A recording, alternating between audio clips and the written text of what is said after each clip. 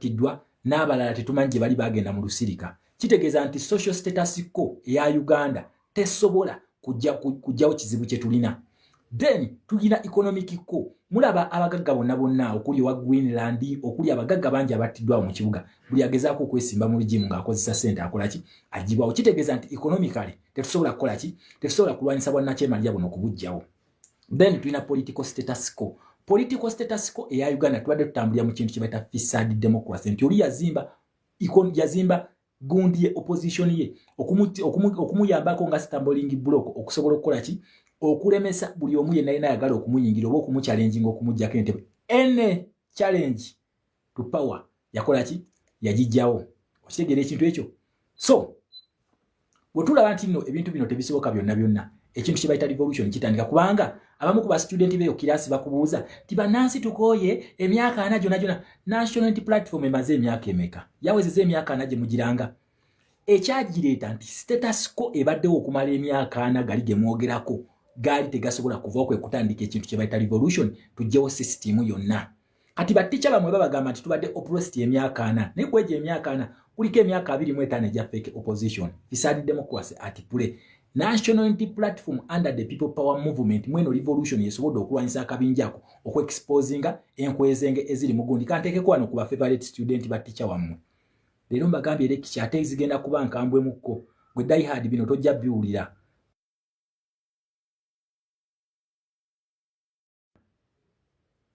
Oyo ye favorite teacher wammwe wuuyo omwami ono yabadde adiscussing era alina ebibuuzo bingi nnyo bye yabuuzizza.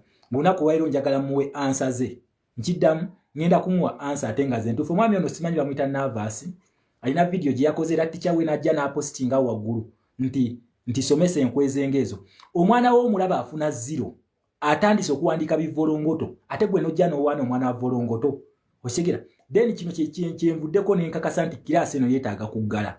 Omwana ayogera volongoto ate gwe nojja n'omuwaana nti aye bannange somesa enkwezenge eno asomesa bikinga wabutwa katugende mpola mbagambye ne teacher lumbu ye mwagalawo wano ne student wona alina ebibuuzo bingi byabuuza nga talina answer njagala nzimuwe leero.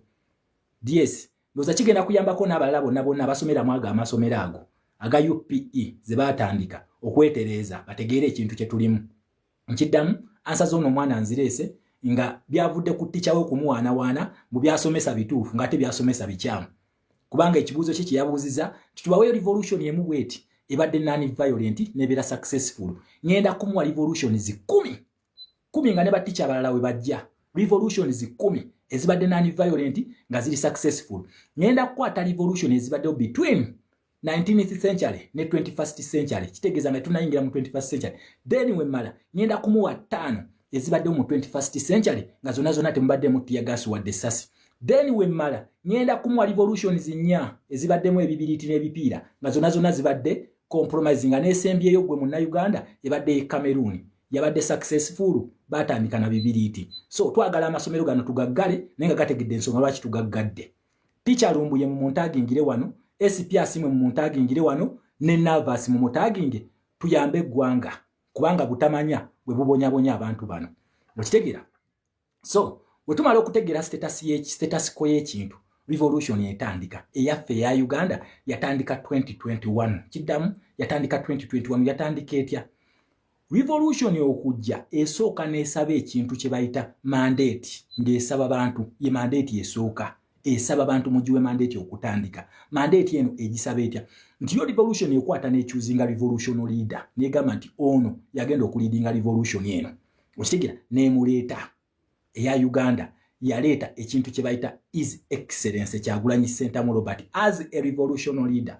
Nga we tulabye zino endala ezireese ba Nelson Mandela tulabyeko ba Mahatma Gandhi tuze ne tulaba ba Mwai Kibaki okitegera nga bonna tubalabye mu revolution ez'enjawulo nga ne waliko tulinayo ne wano zino wadde zimu temuziconsidering nga revolution Zambia erese HH yaliwa president akyasinze ku lukalalo lw'omuddugavu okitegera nekuwa revolution leader wemala okuwa revolution leader revolution eno yennyini esetting ekintu kye bayita policies oba guiding policies emugenda okutambulira ku mu direction yayo nti omuntu yenna anaabeera beyond oba ana exceeding ekintu ekyo ba policies zino ze muyiseemu agenda kuba avudde ku mulamwa kyeki njagala otunulye omugendo gw'ensanafu nga zitambula zibeera ne kabaka waazo era zonna zibeera zigaludde amanyo okuprotectinga kabaka eyo mu kisanafu omwo temubeeramu bakabaka babiri abeera omu okitegeera zonna zibeera zitambulira n'oyo okitegeera ekintu ekyo kati okitegeera ekintu ekyo zibeera n'oyo revolution oyo kisanafu oyo akulira ensanafu ezo gwe zitambulirako oyo leader wa revolution bwereeta then wemala revolution eno ebawo ekintu kye bayita core values zonna tuzirina ze tutambulirako core values zeziriwa zezo core values za national unity platform zetulina okitegeera zetulina revolution ebeera ezituwadde kati kitegeeza nti mwena ba revolutioners abanajja mugenda kuba mutambuliramu eyo direction wabula omuntu yenna alina okubeera against ezo direction ze bataddewo zibeera ki oyo abeera tali omu kumwe ezo ze identifiers ko identifyingira omuntu nti ddala ono nkwezenge tali omu ku ffe lwaki kugambye kasita amenya amateeka go kibanga ensi yonna ebeera ne constitution bwe bakugamba omenya constitution oba amateeka gafuga ensi eyo obeera olidde mu nsi olukwe bakukyajinga gwa treason ne revolution zino zijja ne constitution of which zino constitution zino always revolution zino ze zireeta mbeera mmaze okutwala obuyinza ate gye mmala ne mufuula amateeka agafuga eggwanga eryo yensonga lwaki national unity platform essaawa eno ekugamba mbu tuli mu kulwanirira democracy ne human rights n'akikulaga nti mu New Uganda bye bigenda okubeerayo jjukira eno ye constitution gye bajja nayo nga bakola ki nga batandika these are the guiding principles anyone to go against those principles kitegeeza ki bwe tobeera revolution tobeeramu revolution leader akugamba eno waliyo omusirikale atawuliriza komanda we gyali ekigambo command kitegeeza ki naye nga command eno agijja kwani ku leader siwe kibeera so tuleme kwebuzaabuza nga abafuka banaaba nga tusomesa ebintu ebyekisiwa ate tumane tujja ne tubidefendinga mbagaye mu ntagingire student ono kuba yalabika yafuna first class mwezi essomero ensonga lwaki weyayogedde ebyekisiru tikyawabwe gwe yapositinze kubona bonna abayogedde ebyekisiru yapositinze ono nga yasingamu omwagezi ensonga lwaki gwendeese ye favorite student wamwe eno gundi page ya teacher wamwe okitegeera so bwamala okuwa guiding principles ezo ne bazikuteerawo gwe wena atazifollow nga kitegeeza you against the revolution kikyokola you are not with us toli naffe kubanga revolutions tezirina kintu kye bayita neutrality teziriyo toweebuzaabuza mbu olutalo lugenda wakati goyimidde wakati wokwate mundu n'okuba eno omala n'okyusa n'okuba eno okitegeera revolution ya Uganda wemala okutandika ng'etwadde revolution leader gwe bayita his excellence Kyagulanyi Ssentamu Robert yateekawo principles zaayo okumanyanga twali tulina kutambulira ezo nti ne political parties ezaaliwo tetwazijoyininga revolution yennyini ng'eyita mu bukodyo bwayo Rabadob style yatuwa political party gye bayita national unity platform era zino core values za national unity platform buli oyajja okutulwanyisa nga yeekwese mu revolution eno nga yeefudde nti omu ku ffe revolution eno yamuwandula olwaziri core values oba guiding principles zemukola ki zemutambulirako for example Mpuuga Mathias fe tugamba we are corruption free political party tetukkiririza mu corruption yakola atya yabba ye yakwata enguzi akasengejja ne kakuba Abedi Bwanika yakola atya akasengejja ne kakuba okitegeera bangi nnyo revolution eno besengeze just name them kuba nabagamba fe kirasi yaffe ekyenjawulo kyerimu tubeera ne examples fe tetusoma mu wawa okitegeera tetusoma mu wawa so akasengejja ako kaba ku olw'ensonga nti policies oba principles zetugenderako bazikola ki z'abalema okugoberera okitegeera ekintu ekyo then we bamala okulemererwa principles ezo okugobererwa tubeera n'ekintu kye bayita policies policy yaffe ziri bbiri esooka bagiyita democracy eyokubiri bagiyita human rights zezo policy ebbiri kwe tutambulira gambye tulina democracy tulina ne human rights democracy ono omutunulira otya democracy ke kalulu muna Uganda saagala bakusiriwaze boogera nnyo ekintu kye bayita democracy naye nga nabo tebakimanyi kubanga namwe ne muwoza terinze erina democracy then obwo bubeera busiru bwoba si ekyo tomanyi kintu kye bayita definition of democracy. Democracy is a government of people, by the people, for the people. Okitegeera nti government ekoleddwa abantu ng'eriwo ku lw'abantu ate nga y'abantu ogifuna otya gwe munansi ovaayo no participating mu kintu kye bayita free and fair elections ezizo.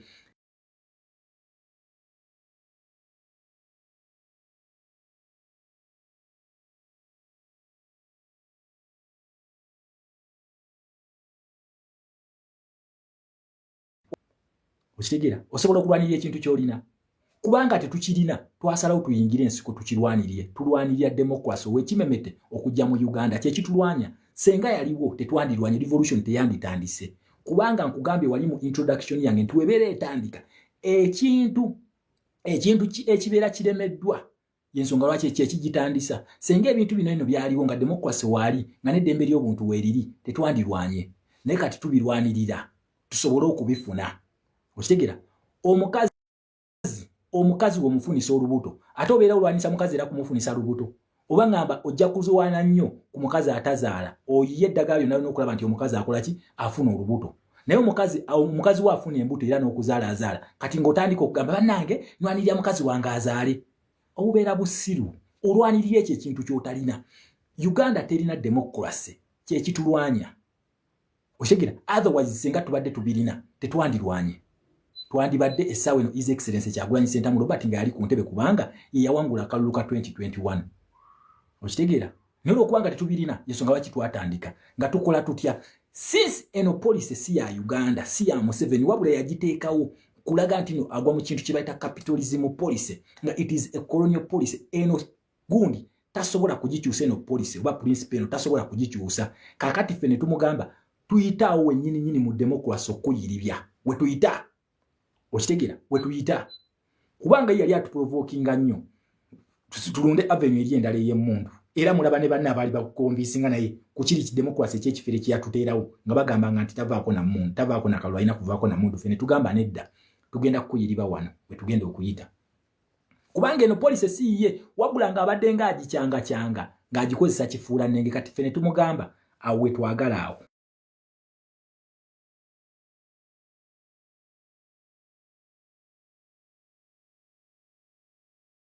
simwe ne bano kirasi ye kubanga twafunye solution ku last yes tusooke mbawe lecture bulungi ngenda okubalumba nga tebagamba mbu saabasomesa yes kubanga we basomesa ne batabitegeera ne batabikolako na research kitegeeza bo basalawo kusiriwaza abantu yensonga lwaki olunaku olwaleero nsazeewo nsooke mbawe lecture okitegeera mbawe lecture then wetumala okutandika okuyingira gundi enkugambe tuli ku kintu kye bayita democracy tetugirina mu Uganda yensonga lwaki tulwana okukifuna nti akalulu kokolonze kabeera kalina meaning kabeera kalina amakulu naye senga luli kabadde kalina amakulu nkugambye revolution teyanditandise okitegedde kati democracy ono kutambula ina stages zayitamu stage 1 olina ogenda no challenging these same people batugambanga wama mukwano bine bigambo nze tebabyogerera wano wange wadde obeera wa kirasi ova mu kirasi z'abasiru naye okuwemula kuleke mwane wange tobyogerera okubanza alina akapesa akakubulokinga okitegedde ebyo mugende mubiwe muli eri mu kirasi zammwe ez'abamu kyovola batemuyiga ne mujja ne mwogera ebyekisiru okitegeera so obanga owuli oyagala kuwemula ojja kugendako mu kirasi ziri ez'abasiru otherwise nze nja kukubulokinga yes nkuwa kibuloka kyo n'ogenderawo okitegeera so kirasi ziri gye muwemulira kyovola mukomawo nga mutandika okubuuza ebibuuzo bino bye mutategeera gye mba muwemulira so Munnayuganda nja kusomesa ekintu kino otegeere ekintu kye tulimu bulungi nnyo muleme kugenda mu manipulation eriwo so otumala pass facts oba otuuse nsindikira request wano sindikira request kuba nina section gye njagala otwalemu Bannayuganda pass facts oba otuuse sindikira request nekyemanyi wona atuukira nga session yange enjimaze okitegeera bwe tuyingira ekintu ekyo democracy olina okusooka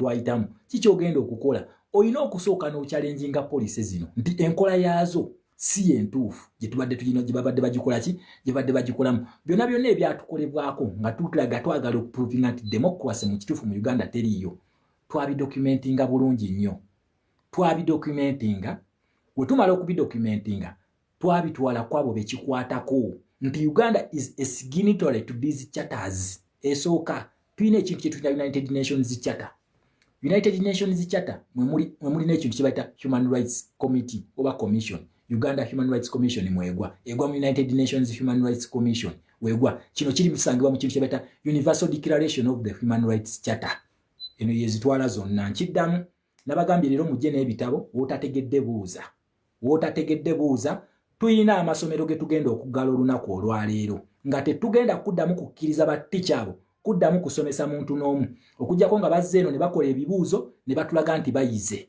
then tugenda kubata okusomesa abalala.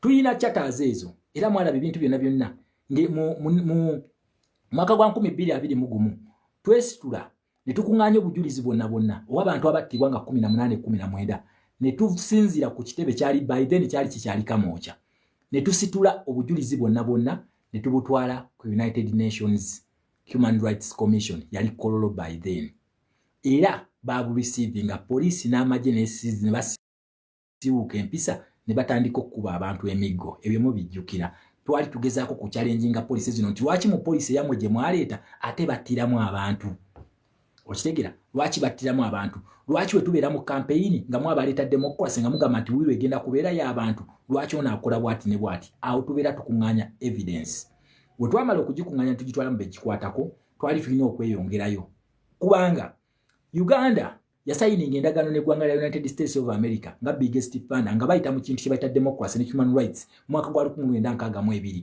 sente ze tufuna nti okuva gavumenti eno yajja ku ntebe ezituweebwa nga zituweebwa eggwanga lya America zituweebwa okubanga bagamba nti democracy ne human rights ayina okukola ng'engeri gyekola ki gyebira nayo ensonga lwaki mulina olunaku olwaleero Wangadya atuula ku kitebe kya Uganda Human Rights Commission oyo tali answerable ku Museveni ali answerable to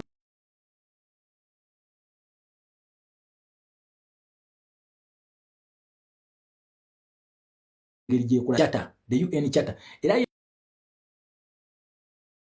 ava kuki byetwa kuŋŋaanya ne tubitwalayo nkugambye njogera ku charter fundinga Museveni ebadde mu sente okumala emyaka 4 gye njogerako wabula yali ayina fake opposition ng'ebintu bino babibikkako kikokolo kulaga revolution eno nga weeshepingamu okitegera deni mwabe bibiriiti mutubuulira mu gye mulimu okitegera wetumala okubanga nkugambye nti ekyatukozesa ekyo Uganda is a signatory to the United Nations Charter. United Nations Charter eno yendagaano yakolebwa nga bakola ekintu kye bayita Universal Declarations of the Human Rights Charter. Uganda yagisayiningako era ne bakkiriza ebintu bino byonna bye mbagambako birina consequences nga bwe bakugamba nti mu constitution ya Uganda omenya article eteekawo eki ne bweti n'obbanga ffe tugamba tobba tujja kusiba wotto omuntu tugenda kuteeka kalabba ne charters zino tebazisinikirako mannyo waliwo endagaano ze musayininga mu ababeera ba president oba ababeera batutte obuyinza obwo ogisayiningako okakasa nti ogenda kukola nga weekola wabula ebintu bino tebikola lwaki nti abantu bano basimba ekintu kye bayita fake opposition okutwala interest ezaffe then bali batuukiriza ezaabwe nakugamba ekintu kino it is about interest nga olutalo olunene lwe tuliko kati essaawa eno baluyita de-dollarization wabula eya Uganda erimu ne element gye bayita decolonization okitegedde tugende mpola nabagambye wootategedde buuza leero buli material ngireese kirasi eri kufule pact buli kimu kwekiri ngambye ebitabo mbireese nezi laptop nzireese laptop yekuyambako osobola okunyiga n'essimu yo ku kyenkusomesa wano n'okinyigamu bwoti n'omanya nti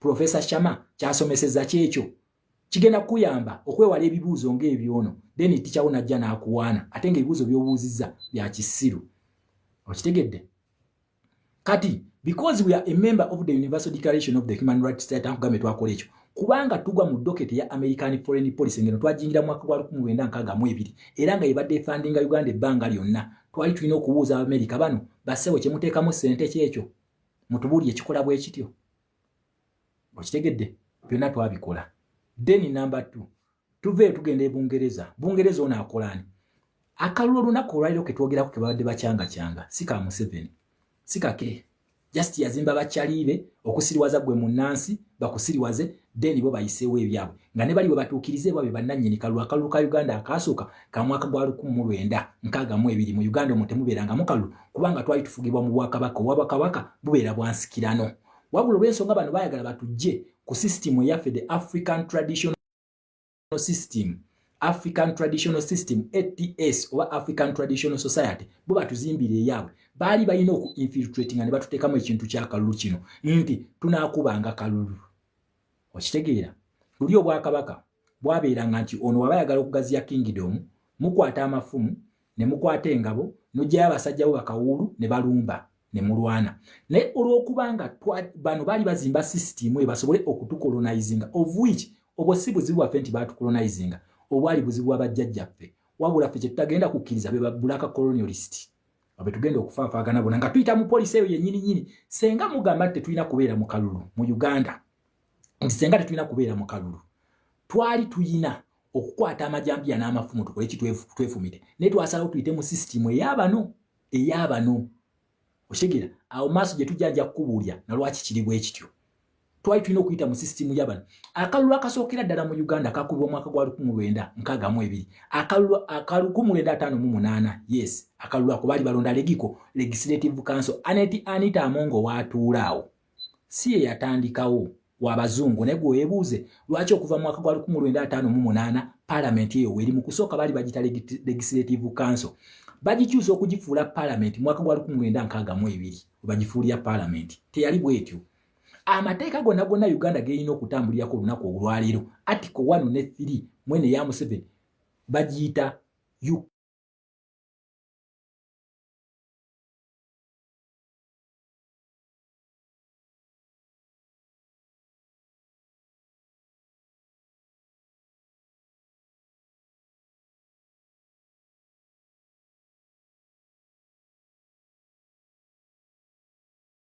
sobola ku identify nga lwaki nti obwongo bwe n'amaaso ge byegalaba bye biwakomo otegeera katamanyi zino chaka zonna zenjogira kutazimanyi okitegeera ekityo tamanyi nawe zikola kati we tumalo zichallenginga twali tulina okuprovinga nti ddala ffe twawangula akalulu tunoonya kintu kitabayita legitimacy mu kusooka legitimacy gye tulina ya revolution era senga tetwagenda mu kalulu ka 2021 president yanditambudde eyo nayo nagendayo kubanga si yali alina legitimacy kyekiri Tanzania Tundu Lissu yaweereddwa legitimacy okutandika revolution ye Tanzania era yagenda okubeera leader waayo president waffe byonna yabiyitamu kati olunaku olwaleero mwe bawajjayo abatugamba nti amajambiya biki lwaki teyakwata amajambiya ago lwaki sige yakwata n'atandika kutemaatema abantu kubanga numbers yali azirina ezimala okutemaatema abantu lwaki ze yatandika lwaki teyakwata bibiri kwokya kibuga kubanga numbers yali azirina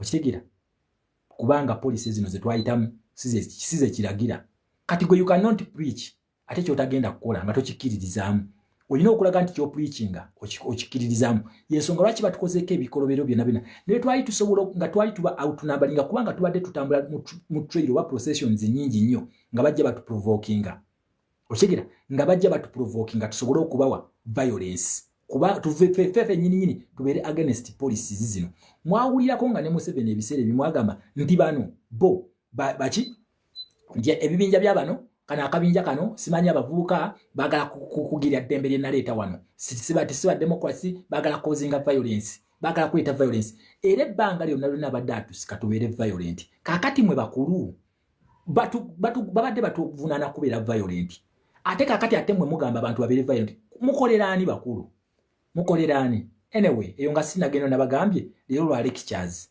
pious facts woba otuuse sindika request tutaase eggwanga mayhem gye ligendamu omusajja atusise bamuyodi bamachete babakutte nga bagamba nti baali baagala kwokya kibuga ng'olunaku olwaleero otudde mu Taki gy'oli ono naye Sekadamu oba aliriddawo oba ali Dubai oba aliriddawa naye gy'ali aduumira bibiriiti deni nammwe embuzi endiga kuba embuzi ewalira nammwe mugamba ebibiriiti tomanyi na history ya kintu ky'olimu togimanyi naye nawe woza kibiriiti anyway nabagambye tulina solution ku last kati wetumalirize byonna kitegeeza ki tulina okuddamu bupya poliisi eno ebbanga lyonna omusajja ono abadde alwana kututamya kalulu kiddamu ebbanga lyonna abadde alwana kututamya kalulu for example tugende ewannakwedde omusajja ono yakola ne statement n'agamba ne woozi ne ssaawa 24 NRM yeyina ekyenkomeredde kalulu ka Uganda ffe ne tumugamba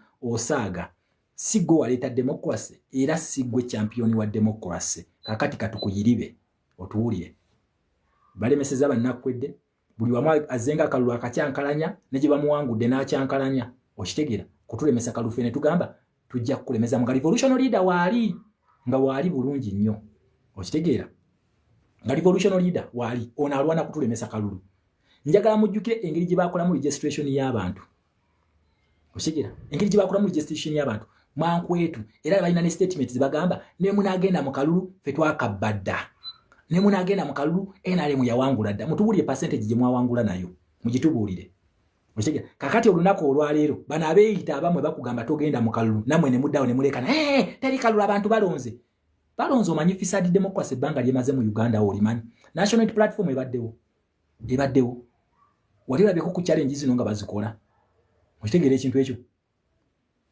zino events ezize happeninga zibalete zi happeninga mu bya kisiru just a true interpretation of these policies yegenda okuyambako okutegeera ekituufu kiki ekigenda maaso mu ggwanga okitegere ekintu ekyo tumaze okuchallenginga policies zino muddayo ku square one lwaki kubanga ekintu ekyabaviirako kutandika revolution namwe ne mugironda kyekyo kyennyini kyemukola ki kyemuddamu kubanga twalonda y'amateeka eya Museveni yewe bamala okubba Ssemwogere mwaka gwa 1998 yatambula ng'eyo yonna asaba mmundu emikago gye yakola gyali gya mmundu ffe tubadde tukola emikago gy'aba Democrats kulaba nti ku time ti kubanga kugambye tuli ku policy gye bayita democracy sinnakwata ku human rights kuba nayo ngenda basomesa engeri gyekolamu tukyali ku gye bayita democracy olina okugoberera stage zonna nga we ziri ekintu kino okuboyikotinga akalulu kano oba obutakalonda singa revolutionary leader akulira revolution eno bamulemesa bakolayo attempt ey'okumulemesa okunominatinga n'atabeera ku ballot paper kitegeeza kinti mwe bannayuganda temulina option yonna yakulonda revolutionary leader mumuteeke ku ntebe wabula essaawa eno oyogera otya mbuno tetulonda nga revolutionary leader kwali kalulu ogenda kufuna otya ekintu kye bayita legitimacy neyo yonna gye mutambulidde okukakasa nti nno ddala mmwe gundi government erondeddwa abantu according to the democracy nga wengi basomeseza definition yayo ogenda kikola otya okitegeera wabula olw'okuba nga twetaaga ekintu kye bayita legitimacy okukakasa nti his excellency Kyagulanyi kugambye akalulu akasooka revolution yali esaba mandate kutandika yali esaba mandate ngera ebintu tebisoboka era yali tusaba mandate ne tugijiwa we tugijiwa yensonga lwaki yevuga kati yevuga utasobola kuba tia gas kati tasobola mukuba lwaki revolution kati yamusukkako weri ndi ba policy makers mu 2021 yabagoba kuluno twabagamba babiyingiremu yuli yali observation nga balaba bulabi kati twasaba intervention kubanga policy eno si ya Uganda kikyaji tutekamu usiga tusabe ekintu kye tuita intervention otumala okugifuna intervention babagamba muddeyo ku square one mwekuba akalulu n'otunuulira professor wamwe nga atudde gyali tamanyi na policy gyeri teekayo injunction wamala okuteekayo injunction akalulu kave mugende mu kooti mu system eyani mu kooti ogigende kintu ekyo kooti mugigendemu mu system yani tukozese emitwe already omaze okulaga nti system nfu nkulaze nti system nfu economically socially and politically tetusobola girwanyisa kakati atogamba tutekeyo injunction already democracy gwagamba okuchallenge gwagamba ngenda kubeera ku ballot ngateeka kati mbwomu odduke mu kalulu wali wali ettaki mugezi nnyo yakubye mu future akugamba muve mu kalulu otegera democracy wetambula ogimanyi okyegera ekintu ekyo democratic avenues zonna mulimu okwewandisa nakugamba eno yatandikange naku yensonga lwaki buli waleese ekiteeka kyonna okusanyawo article 1 kimulemeredde temulemesangako mu 7 kusanyawo kintu kyonna mu constitution ye for example weyagala okujjayo term limit yagijjawo mwakolawo ki weyagala okujjawo age limit yakijjawo mwakolawo ki okitegera akoze attempts 3 okujjawo okulonda abantu nga tebalonda esooka ng'ayita Mathias Mpuuga yasaba ne leave agenda akola amateeka mbu akole electoral and constitutional reforms etteeka eryo lyakomawa gwe munnayuganda wali weekalakaasizaako kweri etteeka wali olyekalakaasiriza mu Mpuuga tabireeta twabeera ku media wano ne tuvuga omumwa bano nakugaba democrats babeerawo nga balaba bwe bati nti abantu boogera ki Mpuuga waliwo force yamulemesa nga bamuwadde ne leave mukigira nga bamuwadde ne leave ne sente nga bazimuwadde okuleeta ekiteeka ekyo kyalemerawa kumu waliwo yasituka kyekalakaasizeemu nakugamba eyo article 1 tebagizannyirako number 2 Nobert Mauke nnyini yayagala abikwatemu yakolawo ki yagikyusa lwaki yamulema Chimugamba mumwa badde taki je muli ne wono sekadama jalimbu ne mutandika okuba masimu Anita Amongo temugikwata kecho temukitesaako nakugamba munsi wali abantu bayita ba Democrats je bali oba capitalist bananyini ba police eno je bali okitegera ekintu ekyo kati go tugamba tudduke mu kalulu tugenda kufuna tutya legitimacy tugenda gifuna tutya ye osituke wekalakaso olunaku lwairo ani gwogenda okuteeka mu ntebe ani gwogenda okuteekako okay tosituse mwekalakasiza mwokyeza amaduuka g'abantu mwokyeza ekibuga kyonna mukitande kutaka then what next bagiyita military coup olunaku olwairo ani akulira military mugenze mu kwekalakaasa temulina leader alina mandate temulina nkugambye eri yali yakutandika revolution sikumufuula leader kutandika revolution wabula revolution ejja ne leader waayo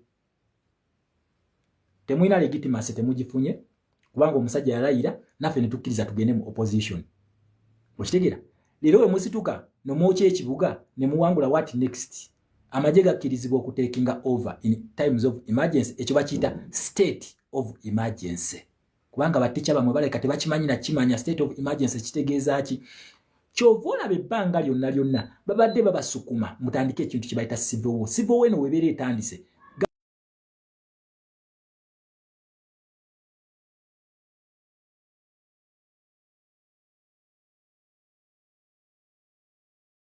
nga muli mu state of emergency nga gye mulimu wabula olwokubanga ffe tuli munani violent nebbanga lyonna libatusonsonkereza ffe tetwagala batutwale mu byabwe yensonga lwaki twagaana okumuwa kyayagala aleesa abalaalo basose ne batinkuula ekiboga ne mutabawa kye baagala ne tusirika n'abatwalako eggulu ne bagaana ne tusirika byonna we biremye akoze eki tumuleese kabokisi tumuleeseewo kati essaawa eno tumutuusiza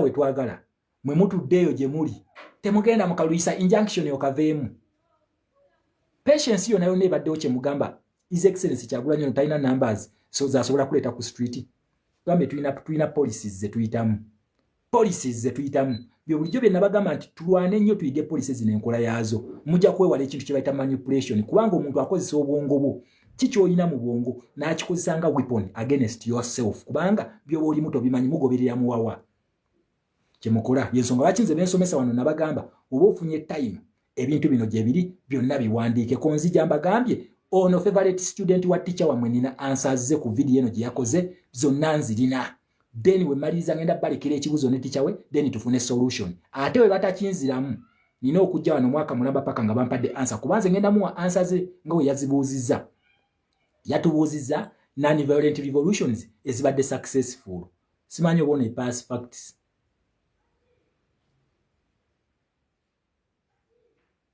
okay muganda wange Charles ngenda kukuleeta past facts wotuukira wano sindika kuba session eyo gyenjagala otwalemu abantu gyenjagala obatwalemu ku bannayuganda bategeere manipulation y'abana abasajja kye bali mu kubala wana waje baagala okutwala bana abasajja basindika mu game ya Museveni ate senga munaagigendamu revolution yekonye kiddamu senga mugigendamu revolution yekonye kino nakibagamba niwe musituka ne mwekalakasa okumala emyaka 2 nga ba police makers tebanabeera ku side yo oba gwe noteekawo police ate gwe n'ogimenya bakutunuulira bwe bakutunuulira tosobola kuwangula Museveni tosobola kiti bakibalimba ekimukutteko kati essaawa eno tiyagaasa obusungu abumalira mu bannakampala tiyagaasa takubako erye kati kibanga gwe oli wanajja nakkuba ebikonde okitegeera kibanga omuntu wanajja nakkuba ebikonde wamala okukuba ebikonde okitegeera ate n'okola kino okwata akaana akato naawe n'okakuba empya olwokubanga oli tomusobola kati tiyagaasa amulemeredde okkuba eri Kyagulanyi gy'atambulira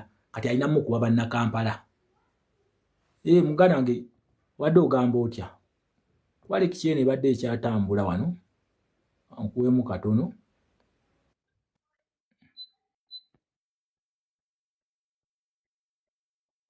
ya mukulu Shama ngenda kuwogera ebigambo bibiri nkuleka ogende maaso n'ekikya kubanga nnungi nnyo njagala kugamba bannayuganda ekizibu kyaffe kiri kimu nti butamanya namba ze tusamba waliwo ennamba we mba nsamba 9 saagala neesibe nnyo mu defense nyinza okuba nga sigisobola naye tugaana okukkiriza ensonga eyo yes baganda baffe mbawulyanga boogera bulijjo balungi nnyo mu kwogera ne waliwo okukkiriza n'ogamba nti nja kuyita mu kkubo lino lye nnyinza okusobola okugira nesibuza balala oba nesitebesa bantu goal. Okay, naye ekyo tuganyo kikkiriza ne tulemerako. Yes, we are all comrades, but we have to understand where is my expatriate, wawe nyinza okuteeka my expert okusobola okugattako okusinga okwawulako. Osunyonyodde ensonga wano bulungi nnyo mwami Shama. Yeah? Wano bantu waliwo office ezimu ze twagendamu nga abakulu aba parliament n'abalala bekikwatako okubategeeza ensonga ezo bajje bakole bazogereko nga balina ebintu bye balina otusainingisa. Kubanga ono omusajja yazimba ekintu kino n'akizimbira mu democracy yeekwese ow'ekisiru alimbe Uganda nansi yonna nga balaba nti oluusi kye tugenda okukola kiyinza okuba nga kiviolatinga ezo endagaano ze basayininga naye nga balaba kitambulanga bwakibagamba naye nga tulina okukijjayo okukibalaga nti nedda bwe kiri si bwe kiri kikyamu kino kyabalaga ekituufu kye kino naye nga tulina okuwandiika ebintu ebyo n'okubisayiningako okukkiriza nabo bennyini basobole okuba nti they actually can table that issue on the floor of the parliament. Ekitegeera naye abantu bagaana okukkiriza ebintu bino mukama wange okukola violence enena yali amusobola nga bw'olambuludde tukyenyingiddemu omusajja ono yakizimba mu kwekweka nga yalina eddiba lyekweseemu ensi yonna lyemulabiramu nyina kumutandikira mu ekyo ekintu kyennyini ne mubikkula amubikkudde ebbanga ddene amubikkudde mu gye bayita documentary n'amubikkula mu nkola nga tukozesa ne floor of parliament akatono ka chance tetulina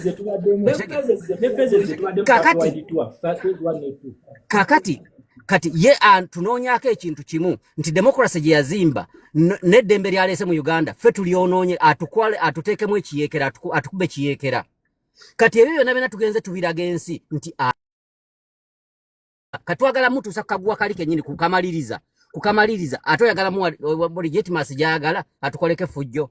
Don't give that guy the legitimacy. Alaba tumutadde ku kisenge tumunyiga bwe tuti anoonya wakiviiramu addeyo eri alimbe nti akyali mu democracy already gye baalaba nti ajagirina tukyamunyiga oyina kuzzaako buzza kigere n'omunyigira ddala mpaka wali nga tomuwadde legitimacy eno kumulaga nti you are violent yakukoleko violence eyo nayo ya buli kika gy'ayagala olowooza ebyuma stockinga byaki right now alina lutalo kirwe yetegekera gwe okole kiri akube kiyeekera soko omunyige wano ye bamulabe nti ye muyekera bannayuganda nga bwe bazze bakiraba ne tukiragire ddala nti kyekino ekituufu kye tuliko kubanga ffe tuzze mu kalulu ke wagamba ng'okalina olina akalulu mu nsi yotegeka akalulu ne wa faking opposition ebaddewo ng'ekukuwa legitimacy all the time katukuleetedde opposition eruliyo ekutwala ddala wali woogamba nti wooli twagala tukulabe weebasse tukuzuukuse ensi tugizuukuse abantu bakirabe abantu bakiraba bannayuganda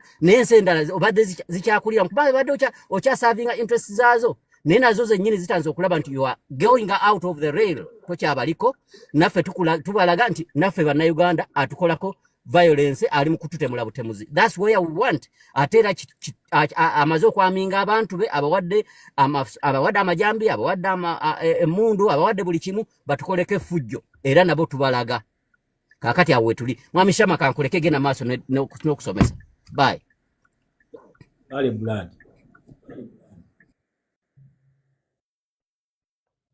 reanziza kukagundi nange tuli mateeka zino chapters ezaakolebwa temulooza nti ziri okusinika mannyo bano abantu bagenda mu office ne basayininga kati gwe ekintu ky'osayininzeeko ate gwe ogende ku ground ate okole kirala oba olina amagezi nabagamba nti let us identify role zino. President wabagamba muno mugende ku bitebe bya Bungereza mwekalakase si musiru abeera amanyi kye tubala wabula olina okutegeera principle eno ne policy eno ekola etya ireetera abantu abo ogenda okwekalakasa okitegeera waba agenze mutuwa bwati bayina endagaano ze bamusayiningisa teri afuga Africa nga tosayinize ku ndagaano zino especially mu Uganda era ekimu ekireetedde revolution zezo kona byebyo Paul Biya kuba nti ye president ono Isa yalowooza nti agenda kukola ebyabalumbuye. Paul Biya ali legitimized yakkiriziddwa ne African Union Commission yamuwolereza ebbanga lyonna yawangudde akalulu ako yakawangudde Kueno police siya bo bali ku interest kati gogenda zituukiriza otya ogenda zikola in interest of their police eno siya femba gambye bagituteeka buteesi olw'ensonga eno egwa mu kintu kye bayita colonial administration system. Senga tubadde mu African traditional system temwandibadde kalulu teri kingdom eronda kitegeera wabula olw'okubanga tuli mu kintu kye bayita colonial administration system bwe kityo ekyakola ki wekyabeera. Okay, tukyeyongerayo nkugambye muntagingire teacher Lumbuye asiimwe ne banne bano ono ye favorite student waabwe wenjagala wano kuba gwe bataginze video nyingi ezikoleddwa naye yono gye balonze kitegeeza nti mweyo class ono ye student teacher okitegeera. So njagala bayike batandika okupreachinga bibategeera balekera okupreachinga ebyekisiru ate bakole ne ku research amala okitegeera. Kati mbadde nkugamba nti tukyali mu gundi gye bayita democracy engeri gya shaping bwamu tumala okumuchallenginga police zino olw'okubanga waliwo ssente ezayitanga mu democracy ne human rights ne projects ezimu ezakolebwanga mu Uganda nga ziyita mu democracy ne human rights. Ssente ezo twasobola zistopinga nga n'aba mu video kuno mu abaazitambuzanga omuntu nga bakyamulina mu interest inze tugeze inze nina omuntu ampa ssente kati oli nga nina diiru zange zemukolera then gwe nogenda n'omugamba akashama ko toddamu kawa ssente naye nga nze nkyakolagana nina business zekola asobola okuzinsala. Uganda bazisala ssente ez'ebisiyaga bazituwanga lwa human rights by'abazungu. Abazungu bakkiriza ebisiyaga miliyoni 42 bazisala Donald Trump yazisala temwaziraba. Twalina ssente za IMF ne World Bank zaddawa batugobye mu bitongole nga agowa bino byonna ebitongole ebyaliwo bibalinganga batuwa ssente bayitangamu eyo principle mwezo policy ebbiri zembagambye eya human rights ne Chuma cha Yesu muganda wange. I am not loyal to anybody. Nze omulimo gwange ku media kujjawo bad information regardless ani agifulumiza nga nteekawo ekituufu. I am not loyal to anybody and I'm not accusing anyone. I am accusing the bad information that they are giving to the public. Okitegeera? So siri ku bantu. Nze nabagambye nze loyalty yange eri ku revolution. Siri ku bantu. Eyafulumiza information yeguluma yaguzza. Kati inze I am not accusing anyone. Ntereza kibiina. Eyo comment yagitaddeko njagala ogenda olabe video eyo. Ate we tuba tulwana. Mwe saagala muteekewo science wano. Buli mugamba tuli ba comrade. Omuntu asembayo okufuuka comrade olunaku lwava ku principle yammwe. National Unity Platform yagaba card. Abo nabona bataafuna card ne bagenda against the party principle. Si bannaffe. Era Secretary General akugamba wasizinga okubeera munnaffe olunaku lwamenya amateeka agaffe nti we tukuma card wali olina kulayininga mabega gono gwe bawadde card. Olwokoma revolution kasengejja. Mwena abaliro yo attachment ku bantu. You are not meant to be in this revolution. Okitegeera kyovula mutandise okuwolereza I am accusing the information yawadde, not the person. I am talking about the message, not the messenger. So sagala nnyo muntu kundo walinga wansi mwame accusing anyone. Genda olabe information gye bawadde gye njogerako. Okitegeera? So I'm not accusing anyone. I am accusing the information, the bad information. Bampogo okutulwanyisa. Balwanyisa information yo nsonga lwaki bawadde media ye Uganda tutegere entalo zino wezirwanibwa. Media ze Uganda okuziwa bampuga Museveni si musiru okuba nti president waffe yamugoba ku media house zonna ne CBS yaffe n'amugobayo kitegeeza ki bayina okuteeka manipulative information bagiteeke mu bantu information entuufu ereme kuflowinga mu bantu kyekita revolution eziri mu mateeka senga twakwataza mmundu bali bagenda kwatujja kulwana buganda. Yes muganda wange kankendeze ne speed wano mbadde nvuga ompulira bulungi kansubye mu mpulira siwe kakati muganda wange Shama mbadde nsaba tusigale nga tutambulira wamu. Yes tukimanyi eri abantu abaseerera oba boogera ebintu oluusi abamu nga ffe tetubitegedde oba abamu nga tubitegedde bulala naye kati essaawa zino tuli mu kazannyo NRM ketwagalamu aka divide and rule. Ntera nnyo okugamba abantu nti Shama yadde bakuliisa ne bagaawo oyo Shama yalya. Nze mutima ogwange nze mutima ogwange bwe nkutunuulira engeri gye yagamba revolution ne by'osookola ne by'osooyogera nze nganze omulwanisi w'eddembe omutuufu siyinza kukkiriza ekyo ne tusobola kusitopinga abantu kwogera bye baagala. Ffenna batwakyuzinga ne pulezidenti wange bamwakyusingako era ne kakati still bakyamwakyusinga nti eyo NUP branch ya NRM, but that's fine, oli endowooza ye. Naye ekintu omuzungu kyayita focus kyekintu ekisinga obugagga mu nsi muno. Singa tusigala nga tuli focus, Shama wategeka gundi eno, and I highly respect you because you put in a lot of time to do research on foreign policy. Awo nange nakkiriza nti oyina konsingamu yadde nange nina kyenkusingamu oba kyakugenda ku kkubo. So kati wano Shama mbeera ku gundizo nga njaga kuwulira your research about foreign policy. That means nti oli wa mugaso era ogatta kuki ku struggle eno gye tulimu. Kakati sisobola kuwulira muntu awaayiriza Shama oba ayogera nti Shama yalidde ne mbitwala as gospel truth nendeka kiri ekirungi kyempulira mu Shama netandika okugenda n'ebigambo by'abantu oba Shama yennyini ng'aseeredde ayina avumye omuntu mutera okwekyanga awo ne mwevuma to me ngaze gentleman ate omuntu assa ekitiibwa mu bantu abalala tekimpulikira bulungi era lumu Shama nagamba ku Shama oli mulungi kujja kubeera Minister of Foreign Affairs Katonda bw'aba ayagadde nekendeeza obusungu. Kakati omulala atalabira wala agamba oyo Shama mujje kutatikira ki. Naye you should look at the other side of the coin. Kakati we mudda wano ku media platforms zetulina wa media platforms naye kati kyuma kya Yesu topiki yange ogikakanyiza n'ogifuula Shama against others. Nze ndi ku evolution not Shama against the others. You're mentioning a Shama against others. So that is okay. I don't give a damn about that. It's a but I am protected by the revolution.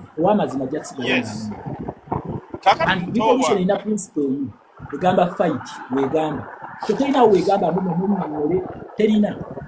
because we don't agree to disagree in the revolution. That is politics.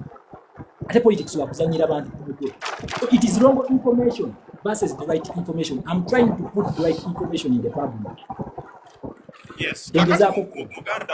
Muganda wa nze nina endowooza yange nti ebintu ebya happenings e Tanzania oba ebiri mu Libya kati Libya ye Tripoli kyekimu ekibuga ekyali kisinga obulungi mu Africa. Ebintu ebigenda maaso e Tanzania okwonoona lines okola biki okuba ebizimbe, no one supports them. Nange kennyini siri tiimu ekyo. Nze siri tiimu kibiriti nti kwata ekibiriti ogenda okye petrol station mwasa ebizimbe. Uliriza nzija muganda wange. Nze nina endowooza egamba nti tukwate abasajja bano oba tuyite UN ejje bahandpicking bano bahamu tubakwate tuba auditing nti hamba akuzaala ddi nti 7 wasoma emyaka emeka nti 10 obugagga buno wabwakyumuleetinga ddi. Tugenda kuteeka abantu bano mu audit tuba auditing tubajjeko properties zaabwe tuzikyuse zidde mu government other than destroying them okugamba nti tuzikumeko omuliro tuzikube ku ttaka kubanga tuba tuzansiga. Yes. Kakati nzija w'oyagala. Kakati nze bwe mpulira omuntu agamba nti sinnamuwulira nze ndi musajja munnamawulire ate ndi musajja amanyi ku by'amateeka. Sinnawulirayo muntu agamba nti mukwate ekibiriiti mwokye ekibuga mukwate ejjambiya muteme abantu. Omuntu ayinza okuleeta message naye ng'agireese mu ngeri y'akatemba. Nze kyuma n'ennyangwa mangu ogifunwa nti kaŋŋambye nkwate ekibiriiti aŋŋambye ngende enyokye petrol station. Now that is my assumption. Eyo ndowooza yange. Neze sinawulira muntu agamba nti mukwate ekibiriiti mukwate ejjambiya mutemeteme abantu Abanyarwanda mubagobe. Sinnakiwulira. Kanzije ku saidi yo gwe yakiwulidde katono tojja ku saidi yange saagala ojje ku saidi yange tojja ku saidi gyenjagala jimirira ku saidi ya revolution gyenjagala. Yes, gyendiko Shama. Kati abawulidde muganda wange Lumbuye ng'abagamba nti mukwate ekibiriiti mugende okwokya ekibuga ebizimbe I think baabulidde bukyamu kati kankideyo nga bw'okyagala bambi erinnya lyo yagadde ekibiriiti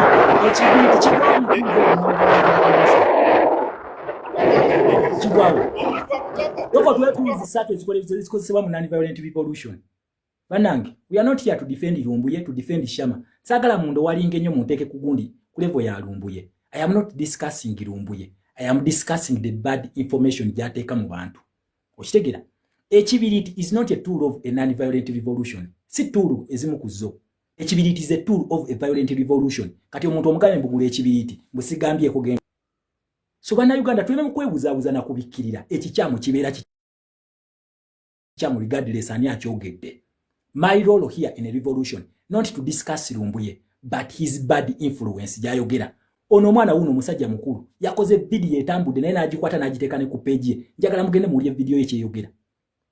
Tuleke ku defendinga. I am not loyal to anybody. Nze siri kyali wa muntu n'omu. Ekyo tebakibalimba. Newe nsigaza abantu babiri nga bebakyali bange naye nga boogera ekituufu. Abantu baffe bafudde mu ebyo ebintu. And we are here okugera. Don't take antinze Shama and against Lumbuye. If Lumbuye can come here, aja challenging information ye. Nze byange byenjogera byonna. Ogamba ku UN, njogedde ku UN charter. Oshigira, njogedde ku UN charter. Ebintu byokuwa abantu information ng'oyita kungulu. Kye kibaleetera okugira oyogera ku UN, kino ekintu twakikolera wa. Bagambe nti His Excellency Kyagulanyi n'agende kolonavaayo n'agenda ku kitebe kya United Nations. Twamala ne tulaba Nobert Mao ng'agenze Geneva waliyo ki wali ekitebe kya ICC tulina omusango mu ICC gyeguli bino byenjogerako. So I'm not here against Lumbuye. Lumbuye talina kyalimu eno revolution. Talina eno revolution nene nnyo ku Lumbuye because it is here for generations to come. Even nga taliiwo tetugenda kumukkiriza kono na kintu kitandikiddwa ekyo never. Nze siri ku Lumbuye ndi ku information ye y'ekisiru ne banne gye bateeka mu bantu. Ejo tutagala tukirize bana kubanga mu principles zaffe mu policies zaffe teina weebwa ne mu core values tulina tezina weekigwa. Olunaku lwairo mulabye ekibadde mu kibuga. Abantu wedda bagenda bakuba abantu abagudde wa maduka ne bakwata ebintu byabwe bikasuka. Zezo violent means zayogerako kati ono wabikwata nabyo wame mugenda byeganira wa kisimu ababikoze. Ekiruhu tutunule ekiruhula leero president gyabadde. Aba NRM bambadde ebisaati bya yero ne bakasuka amayinja ne bakwata n'emboko. Teacher wamwe professor wamwe yakamalo bagamba mugende mufuna amasaati ga NRM. Njaba buli ekyo gakozesa. Kiki yali ategeeza. Kati gogenda kweganira nti abo tebabadde bannupu. Ng'omuntu ayogera ebintu byogira yabyo byeke nyini yabipulichinga wano. Kala yaffe yeno. This is a sign of identification. Kati gogamba oti anti toli wa NUP no yambale gundi bali baleke babikole baje batwala amasaati gaffe. Ate go sindika yaffe tugagaza ki tuli bayero. Tutekenga information in ideologies nga tumazo zikola ko research. Njaka tutunulie hati magandi bwe bali bambala bayambala college emu representing abo. Kati gogamba oti abantu timugene mukwate ate bikalenda. Revolutionary leader atoye order na akugamba egenda kubeera umbrella. Umbrella is a sign representing foreign policy and domestic policy. Nabagamba mu flag akanyonya kukemula bakayimiridde. Kayimirira kugulu kumu mwaka gwa 1900 mwaka gwa 1994. Yensonga tugenda kwata flag eno. Mwaka gwa 1962 Grace ibihingire na designinga colors ezo naziteka mu flag n'akanyonyi n'akasawu nga wekali. Ono wakugamba flag kitegeza nti no revolution is a representation of both foreign and domestic policy. Flag eno yali eyambuka Union Jack flag ya Bungereza yali ekka. Kitegeza ki batu wadde partial independence. Kakati betugenda ili ne tubabuuza yeno independence je wamwa. Lwachinge nakuzo mwezi mwenda omwezi gwa Oktoba mwaka gwa 1962 tebawanika bibiriti. Ebiriti mwabirabake kololo. Mwabirabake kololo. Ona abalidinga bateeka mu game yoli jabatwala. You are not too open. You don't open your eyes to see. Tiono musajja abalidinga batwala mubiri and you are here defending. Shama tetwekuba. Ngenda kwekuba na buli muntu. Ateka information y'ekisiru mu bantu. Ku stage je tuuse nga tulaba kagwa. I am going to fight anyone. Ekyo nkibabuulya. Mark my words. Ate kino nkikulayirira. Ne wobeera nga weeyita munene otya, ayimiridde ku mazima yagenda osigala nga ayimiridde. Ekyo nkibabuulira. Leero nkugambye mbawa ku lectures enkya lubeera lutalo tusimbula. Kubanga mulina ebintu ebyekisiru ate kitegeeza nti eno script muvudde mabega nga mukigoba kuba you are the same people abatugamba nga ebya 2026 bigambe ennyoko. Teri kalulu. Ye strategy gye muliko kati gye mutandise okuzuukusa. we are watching you. Tubalaba. Kitegere ekintu ekyo. Muna Uganda tukyaddayo. Saagala muntu addamu kuleeta muntu waggulu okujjako nga past facts yazze.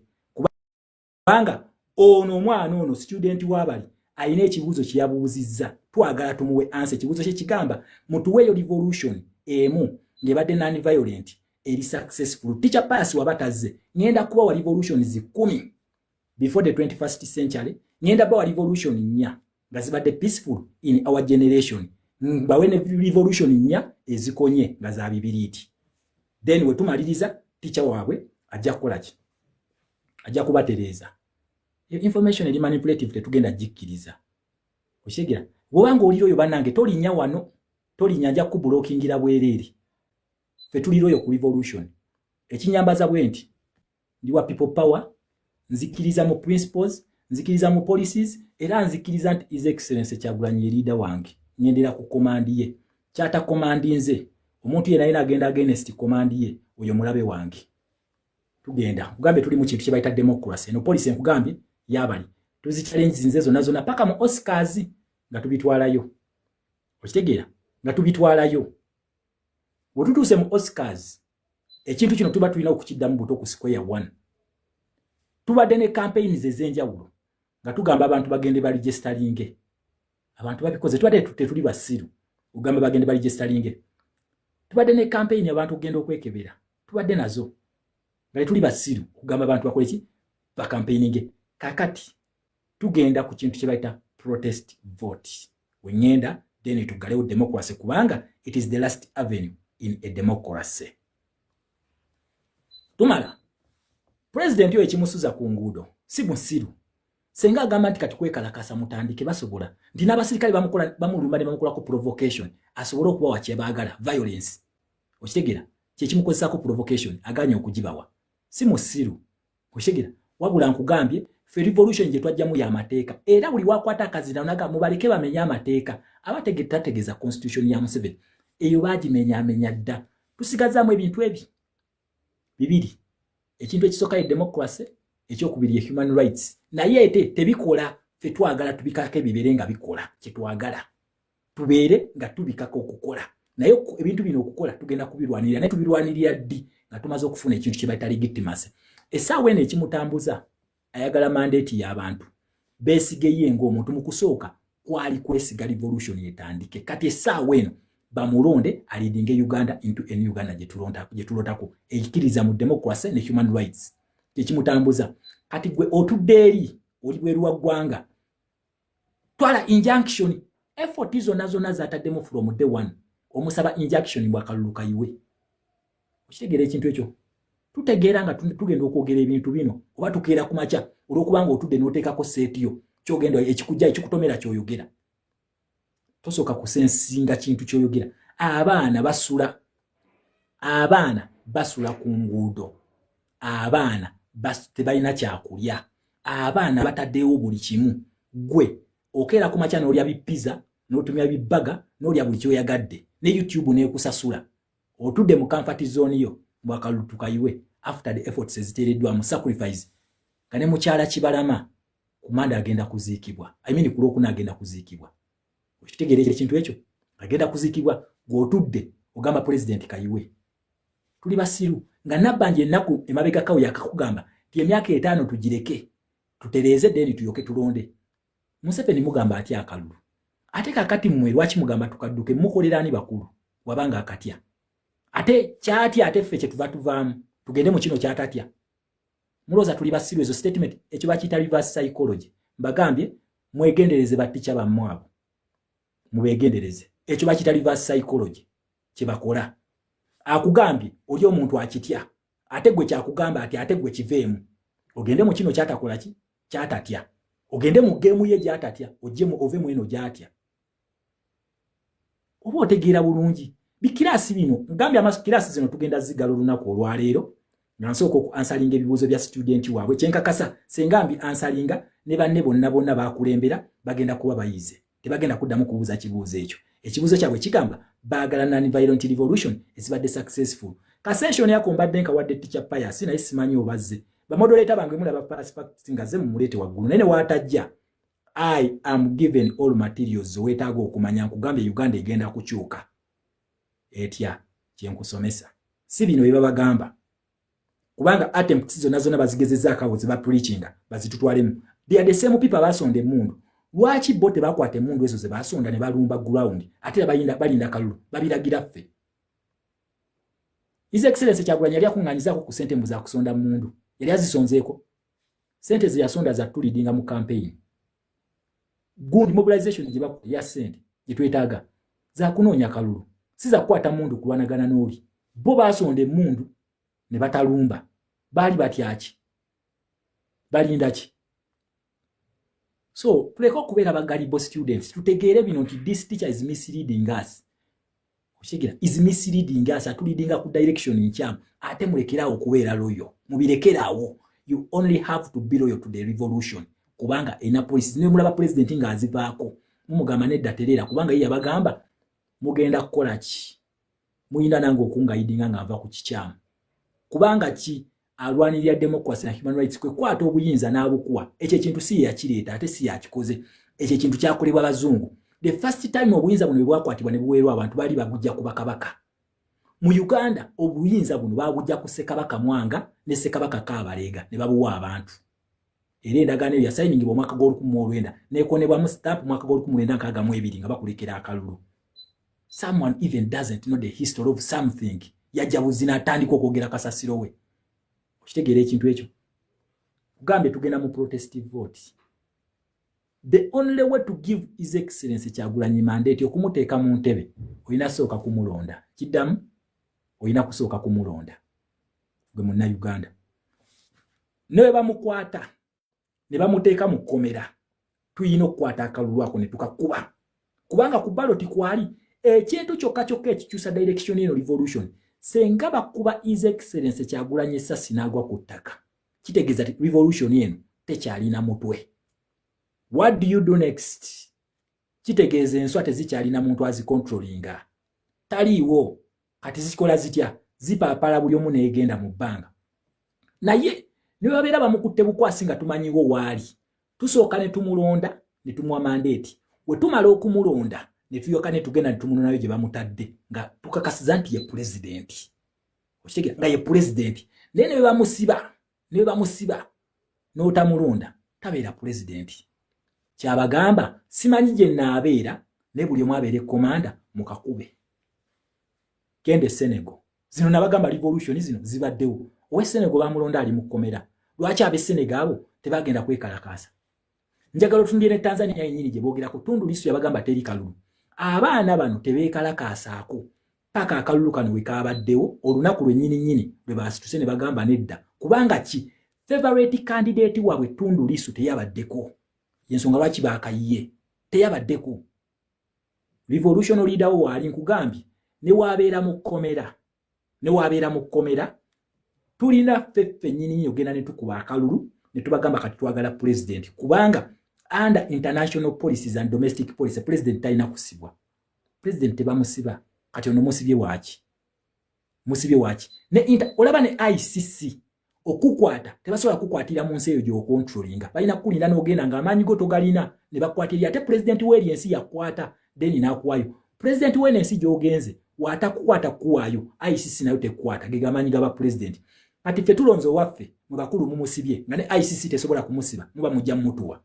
Naye kakati w'otamulonda oba ogenze kulwaniriraani oba olwaniriraani bino bamukwatirako we tutandikira. That nonsense. Muyingira mu game zoli. That is nonsense. Mushiga soko muwe mandate omalo muwa mandate n'okakasa nti ye president all charters zigenda kubeera ku side yo kugambe ne UN charter eno gye bayita Rome Statute Doctrine of the International Criminal Court tekwata president ng'ali mu nsi ye. Kakati mwe basebu mwe baani mwe tuvotinze out mukolanga baani okusiba president omulonde. Zonna charter zibeera ku side yo. Okitegeera ekintu ekyo. Kati omalo okulonda kitegeeza omuwadde mandate bw'ogimuwa zonna charter ne democracy ono gwe tuliko agamba ti amaanyi gonna g'abantu ne constitution ya Museveni ekyogera. Mumaze okumuwa amaanyi ono akulaga nti nedda amaanyi gamuwadde mumuwadde ffe tugamuggyeko ogenda mu kintu kye bayita protest egwa mu kintu kibayita human rights wegwa eddembe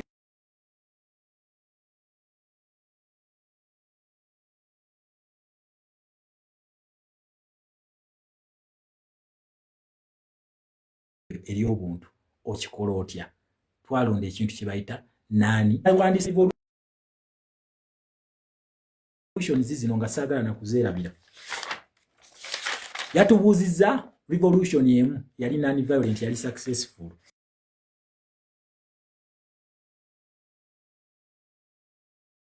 kati nze kanzimuwe tuyina abantu be Portugal baali balwana era omusajja ono namuwandiise n'erinnya baali bamuyita Estede Novo gwe baali balwanyisa omusajja oyo kati omusajja ono naye yali nganga baali bannakyemalira awo okitegeera kati omusajja ono mu kumulwanyisa yali n'emmundu ng'alina buli kimu bannansi baakeera ku makya ne bamugamba kati gwe ogenda kutuviira baakwata fulaga ya Portugal owa Uganda yatugambye fulaga baakwata fulaga ya Portugal nga teri akubye muntu jjinja teri akubye wa poliisi teri akubye muntu kintu kyonna kyonna ne bagenda ku City Square y'ewaabwe by then simanyi oba bagiyita City Square ye Portugal kuba sijembeera ne bayimirira awo ne poliisi yabulwa kyegenda okukola okukuba abantu abo bus stoppinga gavumenti bagisuula nga teri alumiziddwa AM yangambye emu gyasabye ewedde kati kamwongere endala nga extra tuyina fe tugwa tuli mu people power movement mukimanyi people power revolution yali ebaddeyo people power revolution eno yali mu ggwanga lya Philippines simanyi bamoderator munkebereko pass facts wobozze teekako ka high katono nnyo nyingidde section yiyo tuyina the people power revolution eno people power revolution yali mu ggwanga lya Philippines era by then president yali oppressing abantu bali bamuyita Ferdinand Marcos bali bamuyita w'eggwanga lya Philippines nga oppressing abantu okitegeera it was a total non-violent revolution era gavumenti abantu bagiwangula okitegeera bagiwangula it was totally non-violent nga temuli bikolwa ebyo byonna bawangula bakwata fulaga ya Philippines ne bagamba Ferdinand olunaku olwaleero otuviira abantu bayimirira nga talina kyakukola kukuba abantu atalina kissi bwe kasita osituka n'ekissi n'oli gw'ogenda okulumba abeera ne mandate a right to protect himself ebagita self defense gy'abeera yeewadde bwe kasita osituka n'ekissi bw'okwata fulaga oba olina fulaga ya nsi yo ogenda kulwanirira nsi yo omusirikale ali trained kulwanirira fulaga baje eno ebeerako fulaga gweositudde na Jambia oba kibiriiti tuwulire kugundiza ezifuga nsi ki ekozesa ebibiriiti mu Uganda tukozesa gundi ki ku fulaga eyo yonna ezo bbiri ze Nakamwa yatugambye ayagale mu Nakamwa eyokubiri eyokusatu the revolution of 1989 eno yali mu Eastern Europe wetubanga togende ku Europe eno ebadde n'ekizibu ky'ekintu kye bayita communism okitegeera yes the key point is mandate exactly tuba tumaze okufuna mandate tuyina revolution ya yeri wajembadde ko mbadde kuya ku 1989 revolution eno yali mu Eastern Europe revolution eno yali etya onako wero mu Uganda awo ono omusajja agala tutwala mu communism kyagala okutwala myabalaze mundu za Barasha yamuwadde ye chairman wa kabinja kannamu ne G77+1 these are the most violent states bano bakyasinza okubeera most violent aba communist yabo chovola abensiza bwe zibalina bo bafujjo oli omuntu akole fujjo ku bantu lyagadde njaga otunulie Kim wa North Korea tebamukubako kalulu alina mukuza musika mwana muwalambu yagenda okubafuga aba North Korea yes North Korea Kim oyo agwa mu kintu kye bayita communist policy Eastern Europe eno bali ba united against Soviet Union okitegeera the revolution of 1989 ya Eastern Europe nga balwanyisa ekintu kye bayita communism nga bagamba Soviet Union n'aba communist bano tebagenda kutufuga fena kubanga Soviet Union eno yagezaako kufuga Europe yonna era olabo obusibo obusinga bonna bugwa wansi wa Soviet Union. It was a total non-violent revolution era communist policy bajiwangula ezo bbiri ngongera ya people power tujimaze ye Philippines nkugambe fe tuli ba people power eyo boteekako eyo copy and paste yaffe ye Uganda era muna Uganda obuvudde wano njagala ogende osomeko eyo revolution the people power revolution ye Philippines Mugambe yali esula president gwe bayita Ferdinand Marcos gwe bali basuula nkongera the peaceful revolution of East Germany. The peaceful revolution of East Germany. Zona nno zenjogera njagala mugende muzisomeko. Oshegera njagala mugende muzisomeko. Then ba teacher bano tebagenda kuddamu basiriwaza. Kubanga teacher bamwe wajja bagamba kakati eri mu bazungu walingayo okwekalakaasa zi riots. We are not rioting. We are going to protest. We are going in a demonstration. Riot kati kino kyabasindikamu bagiyita riot, not a protest or a demonstration. It is called riot. Riot kitegeeza mugenze kulwana. Munonye definition ya riot. Mujinonyaawo. Byabasindikamu. Are we going to riot? Oshitegera. Byabasindikamu. Kugabe the peaceful revolution of East Germany. Yeno. Omusajja ono bali bamwita Adolf Hitler. Adolf Hitler ono yanyiga Abajamani nga ina n'amakomera mangi nnyo gye bateekanga Abajamani abo. Amakomera mangi nnyo ng'ekkomera eddene likyasinze kubeera the worst prison ya Adolf Hitler bali bagita Eagle's Nest. Eno yatta abantu. Eno Eagle's Nest yaliko n'empuku, yaliko n'olusozi. Kati gye yeekwekanga ekitundu ekyo yewe yalinganga safety yanga nabo bayitawo Eagle's Nest. Agamu ku makomera gakyasinze okunyigiriza abantu abo Abajamani. Olunaku lumu bagamba kubanga ensi nyingi zajja zirwanyise Adolf Hitler ono zamulwanyisa nebo bannansi bakola batya babyekalakaasizaamu peacefully kubanga ekintu kino oba onoonya abantu ga escape from Sobiba nayo lyali komera nayo lyali deadire nnyo okitegeera naye yo teyali revolution bali beetaasa kuva mu bugundi bwali mwaye komerero Sobiba okitegeera baasobola okukola ki okulwana the peaceful revolution of East Germany. Ezo nyaze muwadde. Kakati, ezo revolution zino zaliwo between the 19th century and the 21st century. Katika mweku za 21st century. Anti ono student yatugambye azeetaaga. Wama izo otulabyeko nnyo inze. Nagambye wano saagala nnyo bantu bakavuyo wane. Naku zino mbulookinga. I don't block here. If you don't belong here, I block you. Mugende mu kirasi za mwe twayawudde. Kakati tujje ku 21st century mu Uganda eyaffe efaananira ddala nabagamba era nakati nkyayimiridde ku stand yange ne mbagamba nti Uganda ekyukanga Kenya. Policies ze bayitamu, principles ze bayitamu ze zimu n'eza Uganda. By then bali bajjawo Nachemani gwe bali bayita Daniel Arap Moi. Bayitamu foreign policy. Nebo ekyatuyambako fe ekyatuyamba nti already tuli mu kintu kibayita multipartyism or multi-party dispensation.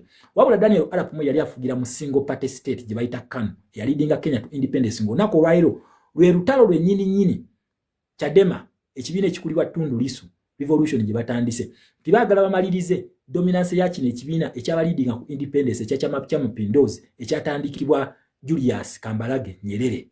Dictatorship gye bazimba bagita institutional dictatorship gye bazimba.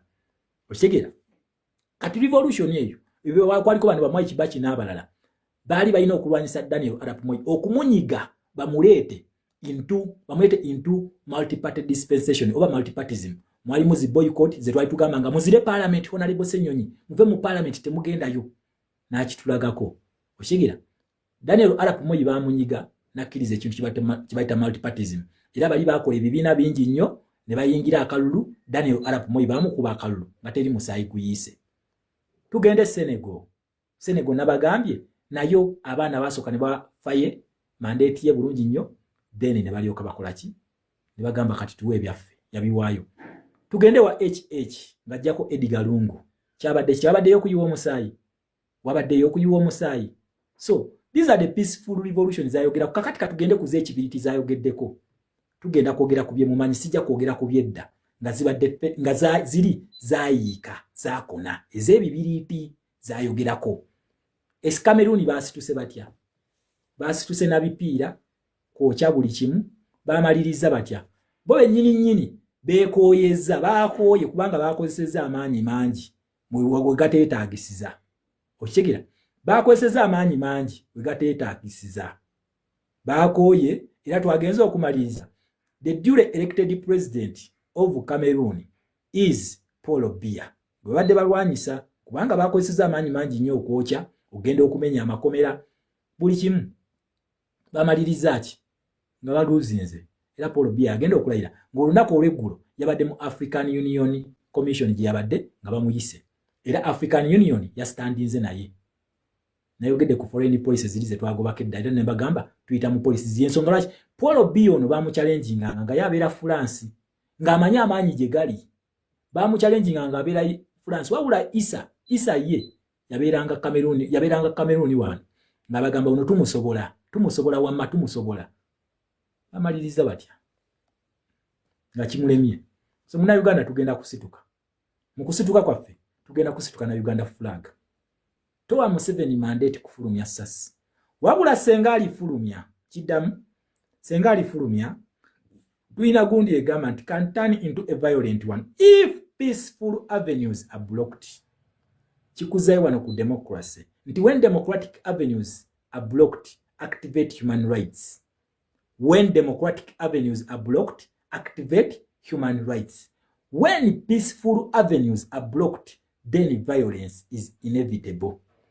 Syria balwana emyaka ndoza jali mu 13 twali 2 okuva 2011 ne 2024 waliwo emyaka emekawo mu ngatiremu 2011 2024 kyatandika nani violently wabula Assad yatandika okuba abantu nga balina okwewanako ne gundi mu ggwanga erya Libya banansi bakeera ku makya ne basituka ne bagenda ku State Square ye Libya ne babeerawo Gaddafi n'agamba kati ngenda bafuuyiranga biyenje n'asituka bw'asitula nnyonyi mu bbanga yasangayo no fly zone tugenda okumaliriza nga Gaddafi ali magombe batandika na mirembe kati ye yali abalidinga muki mu protest era bafuna ekintu kye bayita international recognition onako bayiro laba Libya wefaanana batandika na mirembe oli yabilidinga always gundiwo opponent wo muleke atwale first shot naye go vudde eno nga byo gyosomesa kitegeza you are going to riot, you are not going to protest. You are not going to protest. Wabula nkugayizo na protest zikolebwa nga tumaze okufuna mandate. Ndowooza kakati revolution muzifunye. Teriyo nani violent revolution yali eremeddwa. Teriyo. I challenge you. Teriyo. Nga ne Martin Luther the King, by the way ne Martin Luther the King gwe twogerako naye. It was a non-violent revolution. Era yabaleadinga into rights, ne voting rights. Zajao as a result of gundi ya Martin Luther the King yetwogerako. Yali non-violent. Only that bana tebakola research. Mugende mulabe ku Hatima Gandhi. Hatima Gandhi movement yo giyakola. Yali non-violent. Ya succeedinga. Kakati bakulu. Nange mba challenging era mbaddize ekibuuzo kyange. Njagala mumpeeyo violent revolutions zisatu ezali za achieve mbadde ziwere 10 kati nammwe ate nga mbadde nezo ku century yaffe nga za juzi. Yes, South Africa, thank you very much. Balwanako nga n'obukodyo bwe bali batandise okuleeta obuli non-violent ng'okusuula obubi mu butale okwata amagwa ne bagateeka mu makubo tebyakola. Wabula ba South Africa bakeera olunaku lumu ne bagamba kati tugenda kuyimba songs of freedom. Batandika okuyimba nga bwe bamachinga. Era mu kumachinga kwa bagenda ku kirebe kya ANC bwe basookera teri muntu n'omu gwe bakuba bagamba abakulu abakulira muntu egatteko. Era bagana okubeegattako beekweka amameza wansi ne bamala ne bamachinga nga bagenda ku kitebe ky'abazungu. Waayitawo Nakumbale Nelson Mandela yateebwa. Abazungu bano bayina emmundu. Naye kaabasita balaba movement nga nnene nnyo balaba nga tebasobola kusumula masasi kuba ba South Africa. South Africa ero gye twegomba. Oshegera gye twegomba. Yali violent. Kakati teacher Lumbuye ne ba student bo. My challenge to you. Munsalire mukano. Muntagingire teacher Lumbuye and his students. My challenge to you. Njagala mumpeewo violent revolutions zisatu ezibadde successful. Satu. Mwatusabyemu bawadde eziwere 10. Kati nange njagala mutuwe satu ezibadde successful nga ziri violent nga basituse na rioting. Nkiddamu njagala teacher Lumbuye ASP asimwe nono best student wa first class mu class ya gwaita nervous mutuwe satu ezibadde violent nezibera successful. Musabyemu bawadde 10 nga nezimu zibadde ku present day. Okitegeera kati nammwe njagala mutuwe zibadde violent ne zibeera successful. Always leading ogamba violence obeera otwala muntu. Weba Nepal tebadde violent, abaana abo baasituka nga batambula mirembe, wabula omusirikale akuba omwana essasi. Nkugambye ekintu ky'ogenda okuzzaako oli yakikuwa, dictator yakikuwa, wabula obeera obedde omaze okusika international attention. Abaana b'e Nepal baasituka nga bali mu mirembe, omusirikale n'akuba omwana w'essomero essasi. Kitegeeza ki? Emmanduse y'abaliidinga ku protest eyo ku riot eyo gye mwalaba, omusirikale yakitandika. So siffe gobeera abantu bateekamu butugenda eri kulwana, tugenda kulwana, mukwate ebibiriti, mukwate amajambiya, mukwate embazzi. Olwo oba omwadde gundi, oba ogenda mu riot n'oli naye ng'alina okweprotectinga. Okitegeera ng'olina okweprotectinga. So Lumbuye High School njagala violent revolutions zisatu ezibadde successful. 3 nange ye challenge yange ze mutusabye nzibawadde. If you are challenging any of that, challenge accepted. Njikiriza kati nange njagala 3 ezibadde violent nga zibadde successful. Wembanga temuli kuba mulamwa kusiriwaza banna Uganda. Kusegira wembanga temuli mu kusiriwaza banna Uganda muzituwe. Then n'ekirala kino ekintu kye bali mu kuvuga kino ekintu kya tribalism ekyo nakyo eggwanga erinyigiza banna Uganda mulimanyi. Lwaki mukwata ensi abantu bonna abava mu egundi ne mutandika kubagira president ekimutambuza ne babbi ne message mugiwulya yabadde ekyo gagambye atya mukyala wange yavaawa. President musajja watu ali mu kwewozaako agamba tetulina muntu gwe tugenda kugoba wano kubanga twetaaga unity. Goli muli abanyarwanda njagala mutunulye omusajja ono.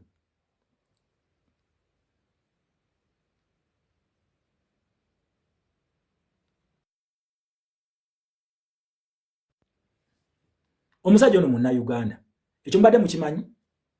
Oyo omusajja munna Uganda wuuyo. Oyo yawangudde obwa meya mu New York. Oyo yawangudde meya kati. Era ne ku post ya president kwali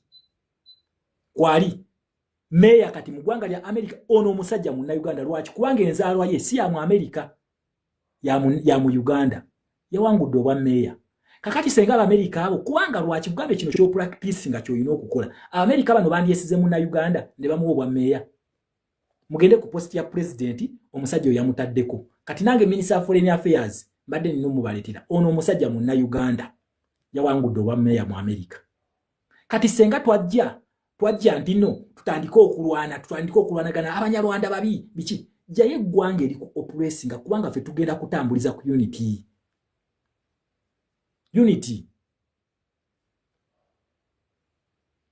Oshigera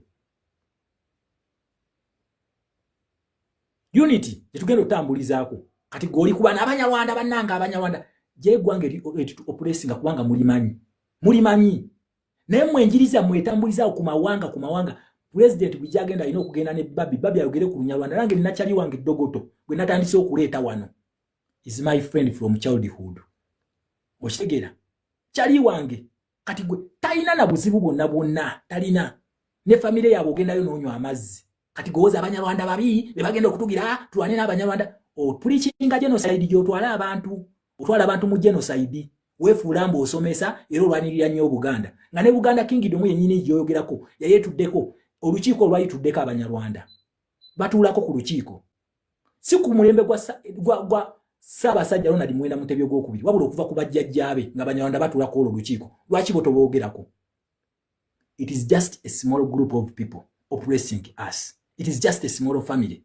Temutandika kwetikka abanyarwanda wano kukonya revolution eno etambuza ku unity. President ekimutwala mu ezo region nga ezijjudde abanyarwanda ne first lady n'ayogera Olunyarwanda to bring unity. Mwe abaagala okwonoona mutudde kuno mwonoona abanyarwanda mukyeye gwange etu oppressing. Bakulu mweddeko. It is enough now. Ekimala byemukozeeko bimala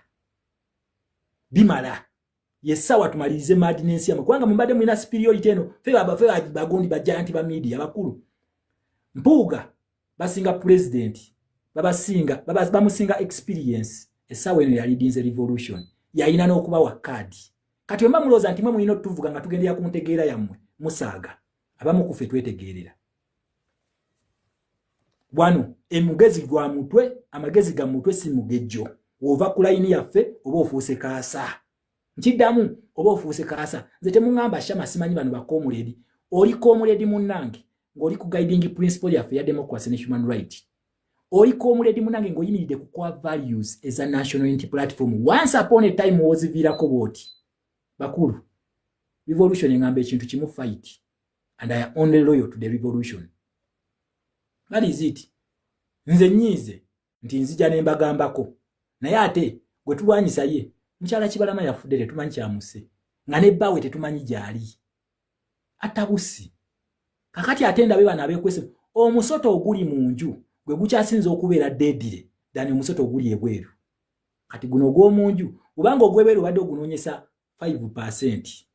Ogw'ebweru olina okudabolinga effort n'okozesa 20%. In fact, you have to triple the effort n'okozesa 20 okulaba ng'ogufulumya. Oba ovudde mu direction eyaffe, you are not one of us. And if you are not one of us, we fight you.